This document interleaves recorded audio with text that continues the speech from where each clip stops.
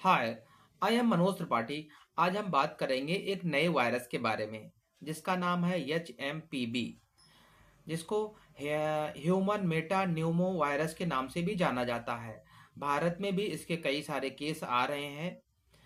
ये शरीर के हमारे श्वसन तंत्र की समस्याओं को बढ़ा सकता है, जिसमें निमोनिया आता है, ब्रोंकियोलाइटिस की समस्या हो सकती है, रेस्पिरेटरी सिस्टम के से संबंधित ये वायरस है। अब हम बात करेंगे ऐसे 4 लोग जिनको ये वायरस HMPV वायरस से गंभीर समस्या हो सकती है। पहला, छोटे बच्चे। दूसरा, जो जिनकी उम्र 65 साल से ऊपर है, बुजुर्ग हैं, उनको समस्या हो सकती है। तीसरा, गर्भवती महिलाओं को। चौथा, जिनकी प्रतिरोधक क्षमता कमजोर है, उनके लिए भी ये वायरस HMPV वायरस एक समस्या बन सकता है। अब हम बात करेंगे कि इसका लक्षण क्या होता है। 2 प्रकार के लक्षण हैं। वयस्कों में जो लक्षण इसमें दिखाई देते हैं, जैसे जुकाम होना, बुखार होना, शरीर में दर्द होना, नाक जाम होना और उसके बाद गले में खराश होना, ये लक्षण वयस्कों में दिखाई देते हैं। छोटे बच्चों में जो वो समस्याएं लक्षण दिखाई देते हैं, छोटे बच्चों को निमोनिया होना, गले में घड़ घड़ की आवाज़ आना, बच्चों को दूध पीने में समस्याएं, ये समस्याएं छोटे बच्चों में दिखाई देती हैं।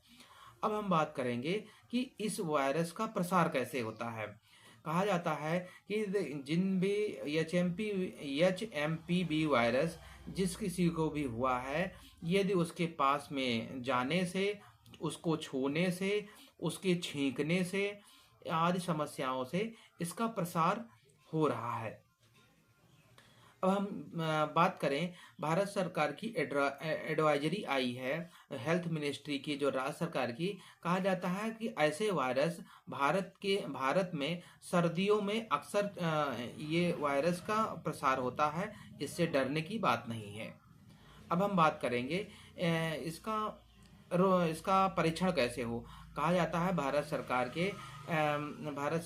के द्वारा एंटीजन टेस्ट किया जाता है, जिसको हम इससे प्रमाणित किया जा सकता है किसको HMPV वायरस है, से संक्रमित है या नहीं है। अब हम बात करेंगे कि इससे बचाव कैसे करें।